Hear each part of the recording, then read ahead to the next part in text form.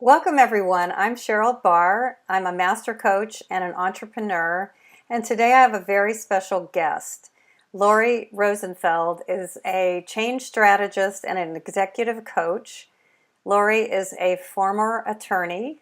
She's a management consultant. Laurie now runs a boutique coaching practice, and her specialty is evolving consciousness through developmental coaching and transformational change. Laurie is also an expert in evidence-based research, intuition, and psycho-spiritual system called the Enneagram. Laurie helps executive women who are between worlds find their voice, speak their truth, and claim their full potential so they can make the impact they're really here to make. I've asked Laurie to talk to us today about the Enneagram. So welcome, Laurie.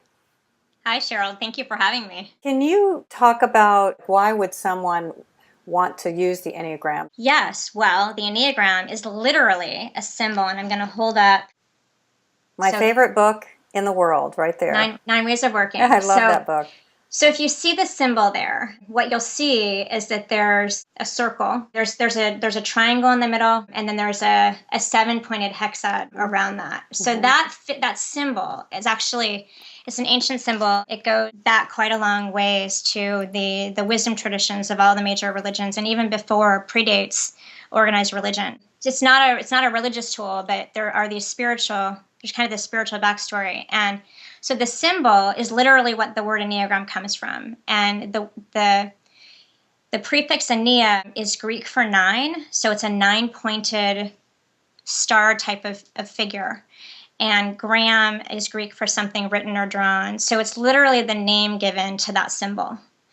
And that symbol describes 9 different ways of feeling, thinking, and acting in the world. It's literally 9 different worldviews, really. 9 different ways that we approach the world.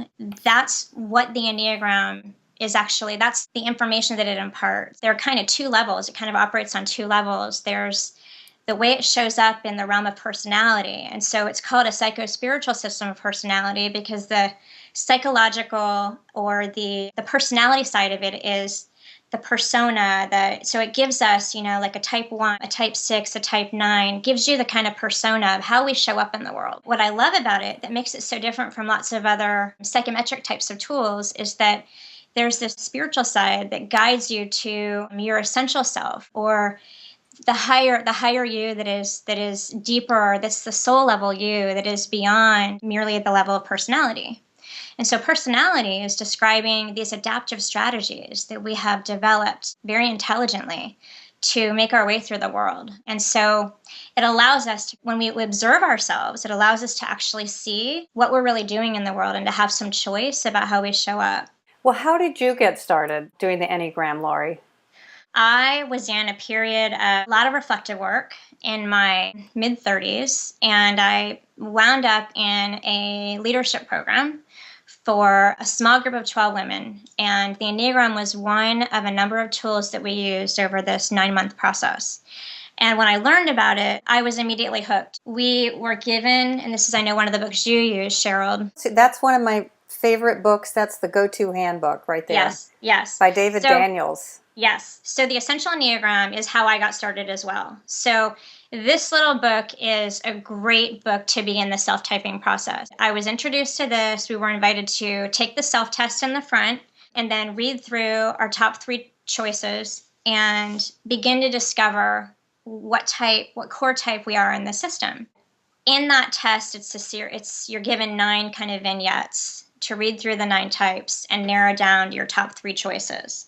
And that's a way of narrowing into finding your core type in the system. I do remember that I was torn between types 1 and type 3. We all have all 9 types within us.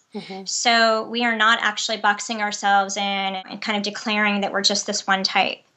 But we have a core set of strategies that we have developed in the world that if we can actually find our core type in the system, it allows us to really zone in on where we can work with ourselves in the most effective way. So we have these 9 types. It's not just about our outward behavior in the world. These 9 types are really driven by 9 different beliefs about the world and 9 different motivations, really. So the interesting thing about the Enneagram is that you can't tell what someone's type is just by watching how they behave in the world.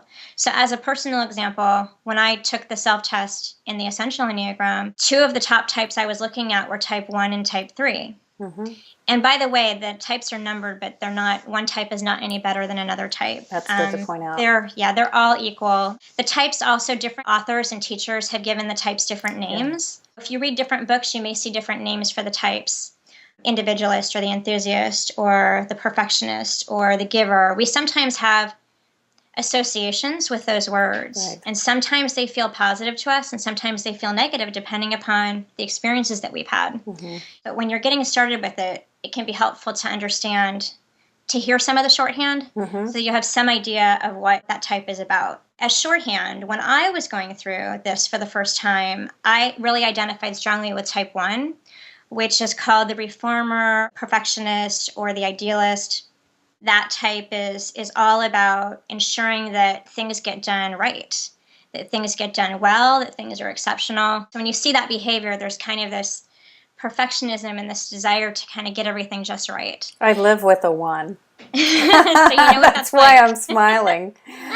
Kind of guy that wants to check off the list at the end of the day and will say, wow, I really feel fulfilled. I got everything done on my list today. Yeah.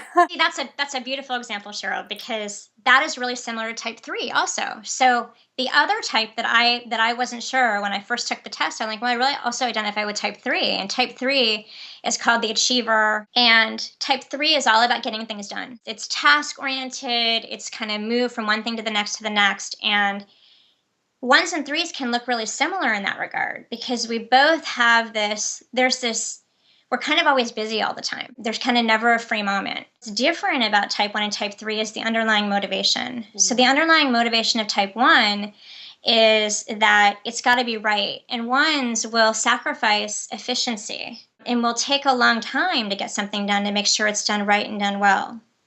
A 3 is motivated just to get the thing done and move on to the next thing. There's a lot more interest in efficiency, and when we start to get stressed, even shortcuts. 3s might take shortcuts. 3s would take shortcuts that 1s would never take. Right. But on the outside, if you just looked at kind of a busy schedule and I'm in a big to-do list and checking things off, 1s and 3s both tend to get a lot of satisfaction out of working with to-do lists and checking things off. One difference that I think is kind of funny is that a 3 will very rarely go back and write something down on a to-do list that they already completed to check it off. Right? And I've been known to do that on occasion. I will say, oh, I did this yesterday, or I did this earlier today. I'm going to write it down and check it off. It's the detail. It's the attention to detail. If I'm being accurate, what are the 10 things I did today?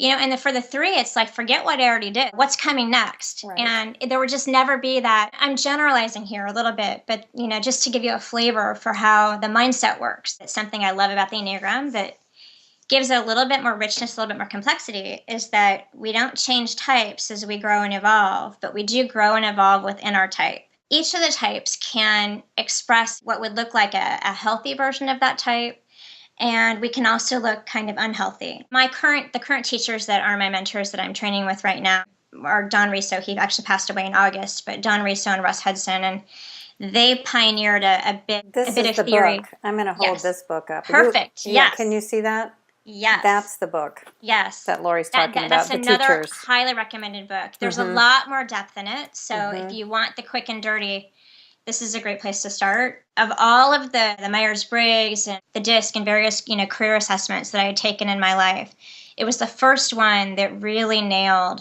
who I was and what I was about with such alarming clarity that I wanted to know more. Later that year, David Daniels, who's a psychiatrist at Stanford, who is one of the well-known and predominant Enneagram teachers today, who's mm-hmm. brought it into modern day life, and I wanted to learn more. So his training outfit, Enneagram Worldwide, David and Helen Palmer are known for their work with the Enneagram in a method that's called the narrative tradition. So what they do is they run narrative panels with each of the type, where you learn about the type by sitting on and observing panels. I went down there and I was so blown away within one day, there was such deep self-awareness and such deep connection and such compassion really exuding from everybody there. You were really getting a flavor for how people live in this world and what they struggle with, what they're moved by, and what their challenges are. And so it was a very, very intimate way of working with this material. It's my go-to tool in my discovery coaching that I do with brand new people. I call it Know Thyself. I want my clients to know themselves. And I think I, like you, dove in. I want to know myself. I want to know why I'm doing what I'm doing. Yes. And why would someone want to know their type? Right. It may help to give you some specific example. One client that I worked with came to me knowing that she was an 8. She had discovered wisdom of the Enneagram and was blown away by what she read about herself, and had been working with a coach for more than a decade on issues related to her personal growth. But when she read about the 8, she said, this kind of packages and sums up everything I've been trying to work on for the last 10 years. Never really knew about it in this format. She had lost a promotion to another colleague because of her soft skills, her people skills. She actually was more qualified for the position than the gentleman who won out over her, but his people skills were better. And so she said, I've had to work on this for a long time. I've made some progress. But now this Enneagram stuff, understanding I'm a type 8, understanding how intensely I come across to other people, is this whole new illumination. At the time when she came to me, she would read people out in meetings. She would just get so fired up about what she was doing that she scared people. The type 8 on the Enneagram is one of the most kind of powerful, intense types. And there's this lovely thing that happens because 8s don't always realize until they begin studying the Enneagram that the intensity that they carry with them and how they're perceived by others. They're very intuitive. So they do know people pulling back. It's reaction, but they don't know why. And when they read about type 8 and they get to watch a panel with type 8s, talking about their life experience, it all just kind of falls into place. And they realize, wow, not only am I not abnormal, there are lots of other people in the world that show up this way. But I also then realized, I have some choice about that and how I can learn. And the task for an 8 there are all these connectors in the Enneagram. It's a dynamic system. So the task for the 8, the developmental process for 8 is to lean into their 2. And the 2 is the giver. And so the 2 is at a healthy place. The 2 is very empathetic, very people-oriented, and very relationship-oriented. For 8s, that can bring up some anxiety because some fear, some anger, because to go to that empathetic soft space is to lean into their vulnerability. Exactly. And that is the path of growth for the 8. That real power, leadership, courage comes from leaning into vulnerability and weakness. An 8 grows up thinking that weak is the absolute worst thing I could possibly be. Mm-hmm. And so the strategies that they've come up with that are unconscious are to navigate that, are to work hard at not being seen as weak. Yeah. Right. So there's a lot of strength and a lot of strong energy. She came wanting to work on that. Working with the Enneagram, she began to see why. It's like one thing for a coach to tell her, you need to be softer, or you need to be, not understanding where that's coming from and why it's showing up as it does, leaves it to be, yes, it's maybe a correct course of action, but oftentimes we don't buy into or invest in that kind of activity if we're just told do this or do that from an expert. Right. The beauty of the Enneagram is that it's a self-discovery process. Mm-hmm. So it starts from discovering our type rather than someone typing us or telling us, exactly. This is what you are, right? You decide for yourself, yeah, this is who I am and how I show up, and then you begin to feel invested and working with some of the issues that you struggle with, and you always have a choice. The Enneagram just provides you with information that allows you to have more choice as to how you show up. Let me just share my own personal experience. The way that this has been beneficial for me is that understanding, so I'm a type 1 on the Enneagram, and understanding that I'm a 1 has helped me to see and actually piece together a number of the different bits of feedback I've gotten over the years. So I remember a boss of mine at one of my jobs out of law school said to me, my performance review was like stellar. It's just common for ones and exceeds expectations, exceptional kind of thing. Her bit of feedback to me was, you would do well to focus on knowing when good enough is enough. Wow. Right? And everything's perfect, done everything and more than what you needed to do. I think you may wear yourself out. Like, everything didn't need to be as exceptional as it was. It was. And I remember at the time being stopped in my tracks, like, this feels really, really true. And I have no idea what to do with this. I'm getting tears in my eyes thinking about it because it was so wise, but I absolutely had no idea how to put that into practice. I mean, for me as a one, wanting to make everything that I do be as exceptional as it can possibly be is like an addiction. It is like an addiction. And it is like, it's my own hamster wheel. What the Enneagram helped me see was it gave language to this. It gave kind of an organizing framework to understand these bits and pieces that we get. You don't have to know the Enneagram to do great coaching or to grow or to do great work on yourself. But I think what the Enneagram offers is like an organizing lens that is so broad and so specific that you can drop the pieces in and they all make sense. And so I began to see I do all of these things, and the path for me is to learn how to lean in more to the imperfections. And like, for me, the path of growth is not actually excelling at everything. It's figuring out when to drop a ball. Now, that's not true for all types. Right. And so that's why what I love about the Enneagram is that oftentimes in the self-help world, and we're in that world, Sherold, right? You and I in coaching and life coaching and executive coaching, there's an emphasis for people to publish books or publish practices that they think are good for everybody. They're good. They worked for that person, in part because of their particular type and worldview in the world. So they came up with something that worked really well for them because it worked perfectly for them given their strategies in the world and where they need to grow. Where I think the Enneagram is really beneficial is it helps us see what we need to work on so that we can decide. What I need to worry about as a one is having more fun, is lightening up. But a seven doesn't need to work on that. Right. That's a seven. Seven is the epicure. That's another. On to the next great thing. Yes, they have lots of ideas, there's a focus on like pleasant options and possibility and positive reframing, not always having a good time, but focusing on the positive and avoiding pain. And so their path of growth looks different than it does for one. And that's why what's so useful about the Enneagram is it helps you see where your path is. So, I mean, Sherold, for you, how has it helped you? Wow, it's been transformative for me. I discovered the Enneagram back in probably 2000 when a friend of mine was getting certified by Helen Palmer. I self-selected. I'm a 6. And then at some point, she was doing panels. And I was invited to be on a panel of 6s. Watching a panel of the same type and you ask the same question to all people, it's revolutionary. One of the questions I'll never forget, it was astounding. She asked, how do you break up with someone? And 6s are known as the loyal skeptic. So loyalty is everything to us. There were men and women on this panel, but we were just laughing our heads off because it was so identical, every one of us. We will cut someone out of our life.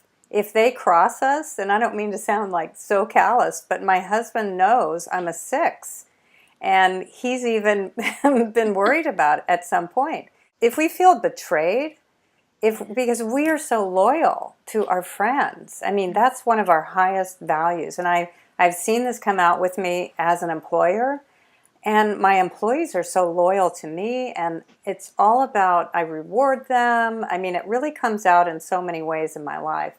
So as a 6, it helped me understand why I lived in fear all of my life.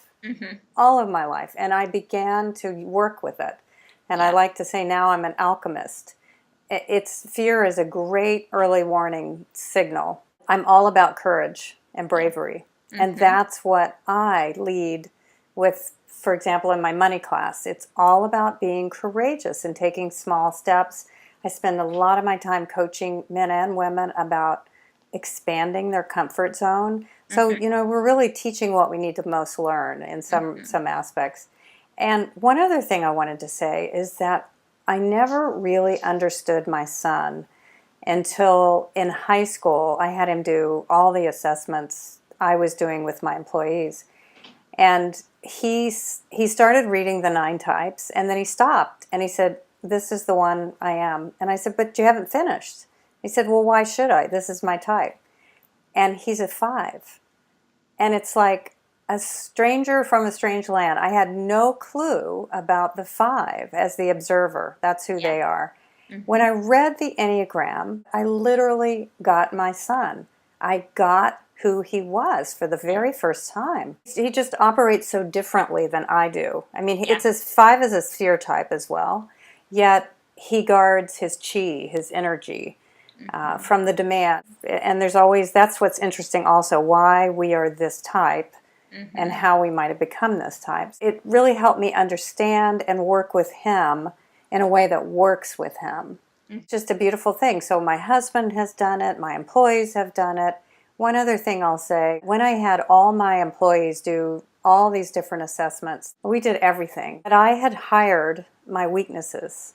I had hired people who were so perfectly, I had 1, possibly 2 ones.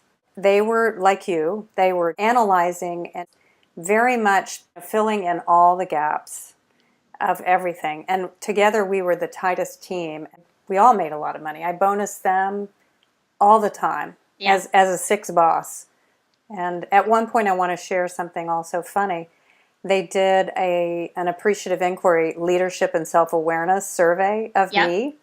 And we got all this feedback when we went to an appreciative inquiry conference, the Strength Finder, and then followers and leaders. And so I got the feedback from 3 of my employees. They were just in this mix. They loved working for me, and they hated the work. I thought that was just amazing. I mean, they hated the work. It was like, wow.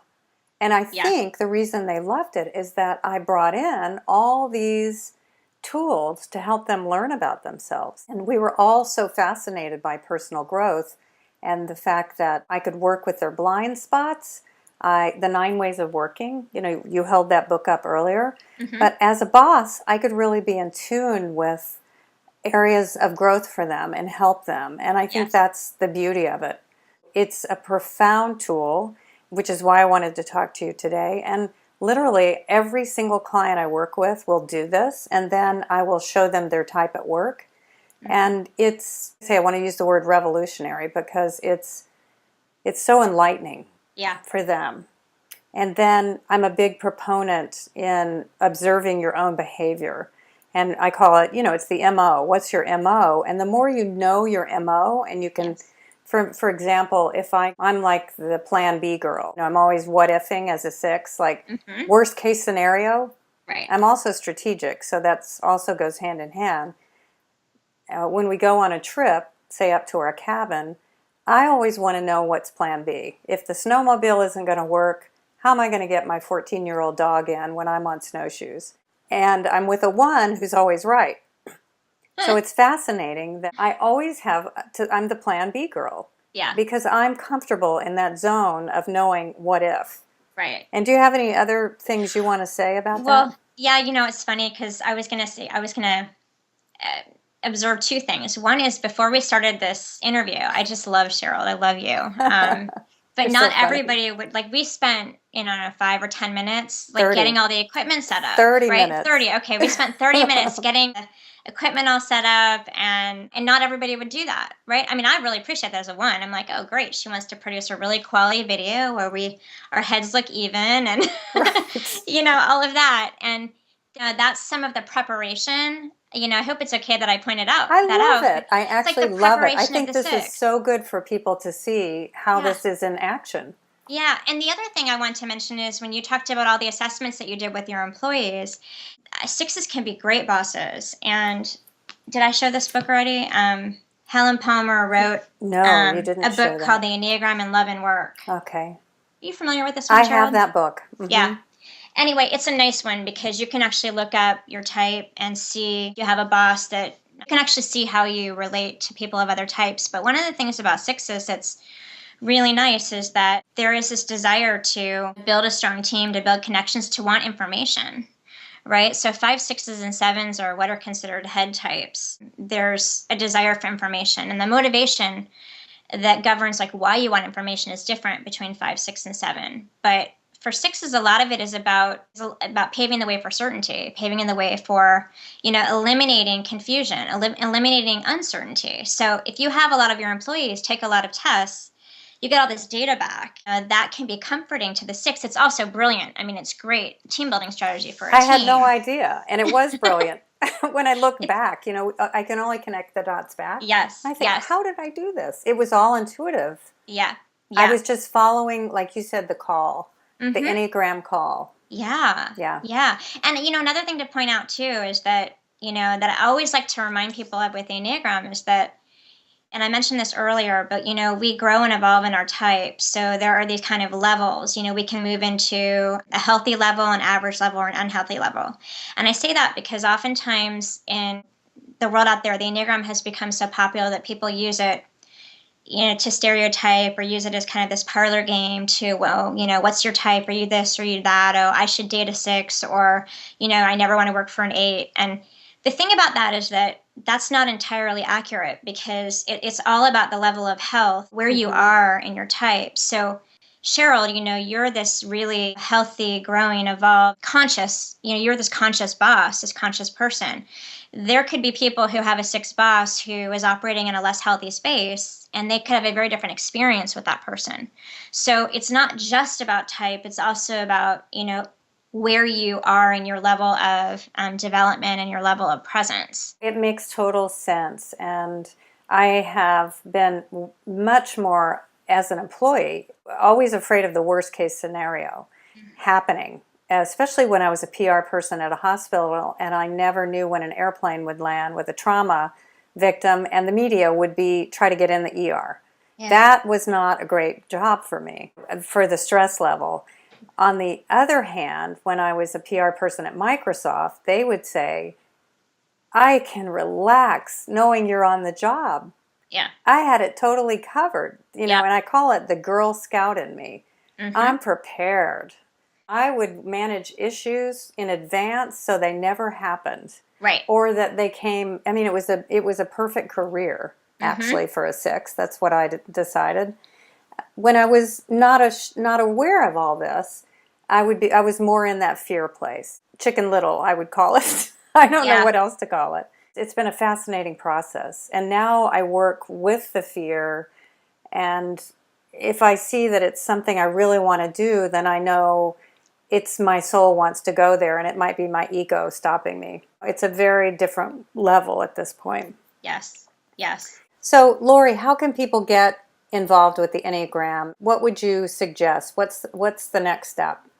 I always like to suggest that people start with some of the self-testing and to take the results with a grain of salt and explore for yourself what that means to you. I think if you're willing to get a book, we talked about this book before. It's the book I tend to use with all of my clients because you've got a little primer there on a couple of pages on every type. I know, it's my number 1 book too. It takes like 15 minutes. It has the self-assessments, and then it tells you how to score it, and then there's a little chapters on each one. Yes. It's excellent. It's by David Daniels and Virginia Price. I think that if you're going to pick up one resource on the Enneagram, it's a really great place to start. It's very basic, but you'll get kind of the basic proposition for each of the 9 types. The other thing that I suggest is maybe in addition to that test, or maybe if you take that one test and you feel comfortable, the other place I would suggest going is to the Enneagram Institute's website to take their 144 questions. It's called the READY, the Riso Hudson Enneagram Type Indicator.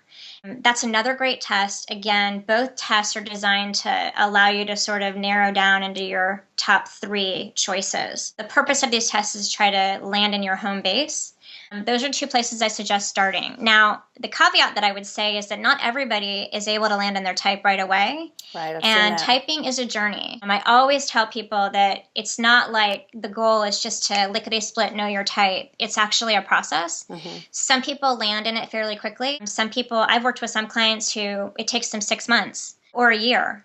And oftentimes the type that is your core type does not actually always feel very good. So sometimes, you have to be conscious of not wanting to Be that type. be Yeah. something. I say this from my one perspective because we always want to get things right as ones. It's less of getting it right and more about landing in something that feels true for you right now. Yeah. There's an Enneagram teacher who told a story at a workshop I was at once, a pretty famous one, a writer, who said that she worked with Enneagram for 4 years thinking she was one type. And 4 years later, she realized she really wasn't that type. She was a different type. Wow. So, and she's somebody who this is early in her career, so she wasn't yet an author. Like holding it lightly and not being too attached. Because, sometimes it's common to discover after you've been working with things for a few years that you weren't in the right type. It doesn't mean you change types. Right. But your clarity around what you're seeing in yourself shifts. Thank you so much, Laurie. It's been such a pleasure. Thank you, Sherold, I've so learned much. more today about the Enneagram. Thanks again, Laurie. Thank you so much.